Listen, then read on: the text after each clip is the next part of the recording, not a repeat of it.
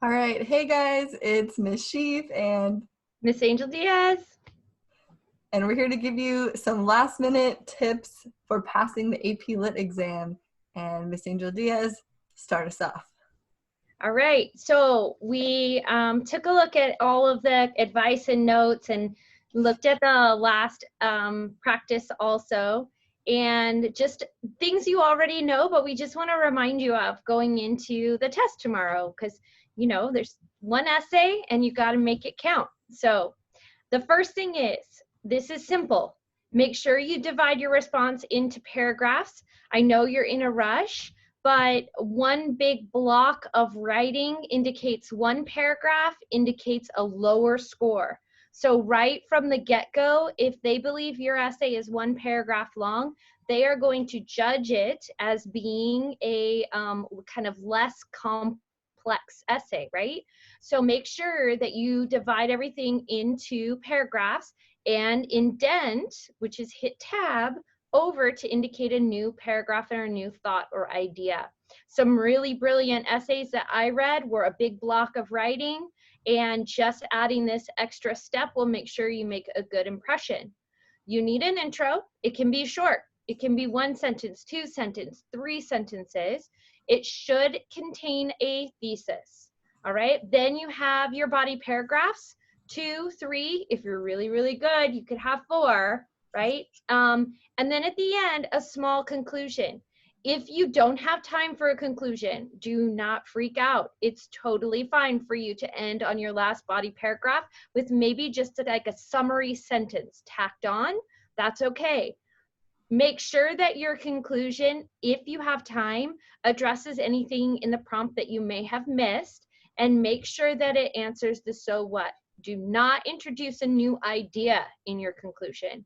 It should kind of wrap everything up in a nice little package. That's a good one. Just going to add that on there. Nice. And then for your thesis statement, like we've been saying, just make sure your thesis does fully answer the prompt. So I know we sound like broken records, but read the prompts, the one prompt really carefully, so you don't miss anything, you don't miss any aspects of it. Look out for that fun phrase, complexity of the text, complexity of the relationship, whatever it might be. So read that prompt really carefully and then formulate your thesis in a way that you're confident it hits all the parts of the prompt.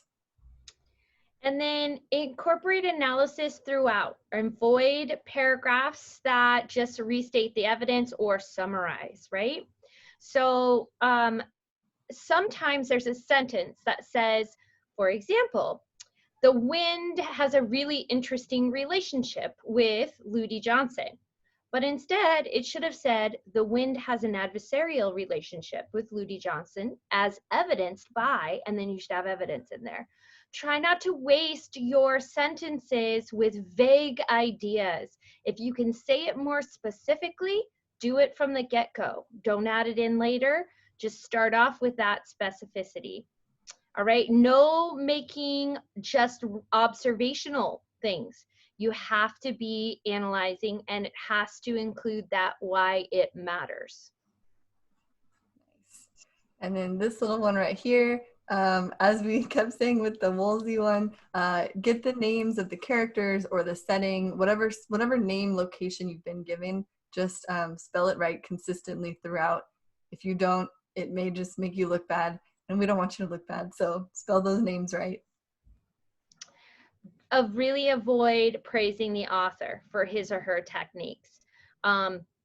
It shows very little about analysis to say this author does this very, very good, right? Instead, say what your analysis is of that technique that the author utilized, not that it was well done.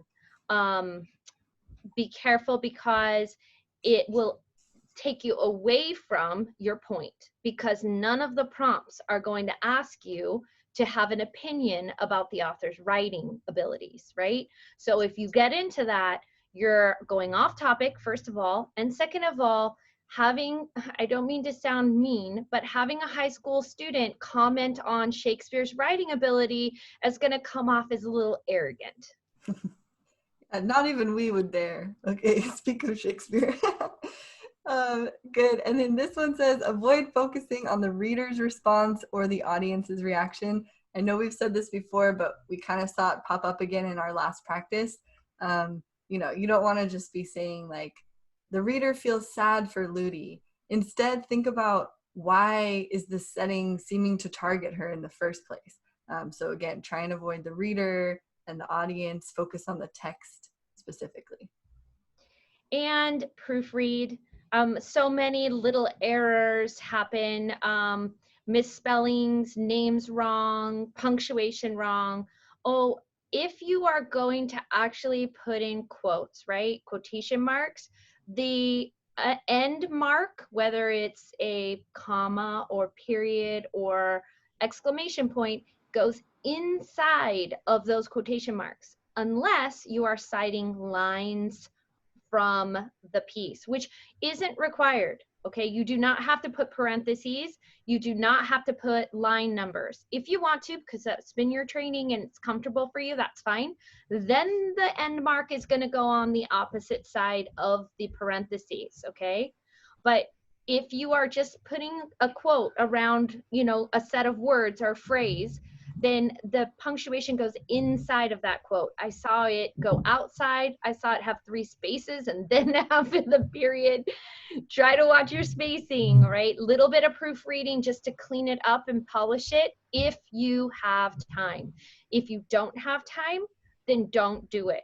And here's the thing. Once it says you have 5 minutes left, you don't have time anymore. Do not think you can submit it in 1 minute. Every single person is taking this test at the same time. They are all trying to submit the last 5 minutes. If you wait until the last 30 seconds or 1 minute, you will not have it submit, and all of the work that you have done will be for nothing. So when it says 5 minutes, submit now, stop what you're doing and submit now. Yes, I'm adding that. Okay, good. Awesome. And then we'll share this document with you, but these are just some notes we gathered from this document, which we posted, and you've hopefully taken a look at the 2020 AP testing guide.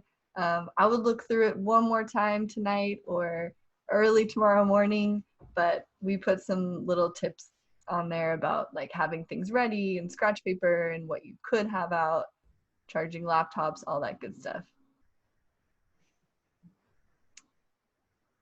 I want you to notice that the things that Miss Shifa and I put in our comments to you, our little prep, right?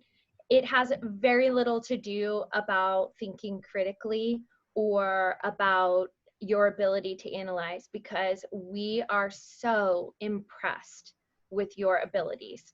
And so we don't need to say anything reminder wise on how to analyze or, you know, what symbolism is important. You guys have that down. These are simple little reminders based on the fact that you are taking this test in a different way than we had planned to take it, right? We were going to be handwriting it. You were going to be in a room, and now we are on a screen. So we are merely trying to make sure that this adaptation to a screen doesn't hurt you in any way.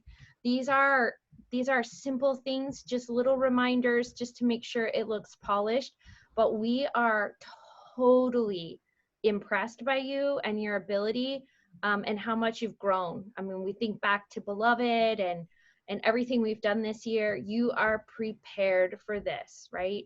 And we know you're going to do a really great job, and we're not worried about it at all. So simple little reminders for you, and that's it. Yeah, I agree with that. Yeah, so our last thing, you know, read all those little tips about getting ready, of course, but our last thing is just wishing you guys good luck, and we're so proud of you from the moment you signed up for AP Lit and, you know, read Jane Eyre and books of the Bible over the summer and read Beloved with us and Why It Took Us to See and everything else we've been through. We're just really proud of how hard you worked. And that's why Miss Angel Diaz is saying that we're confident in your analytical skills, because we've just seen you grow and be awesome. And this is sort of like you know, the test was never, oh, this is the ultimate end goal that decides you're good at English and you're like a lifelong learner of literature, right? This is just this test that we've been working for along with all of those other awesome things, and we want the test to reflect how great you are.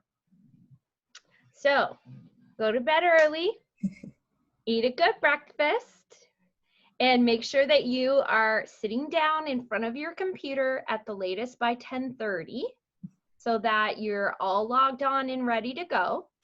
And just, you know, take a deep breath, read the prompt, and go from there. You're going to be awesome, and we know that you got this.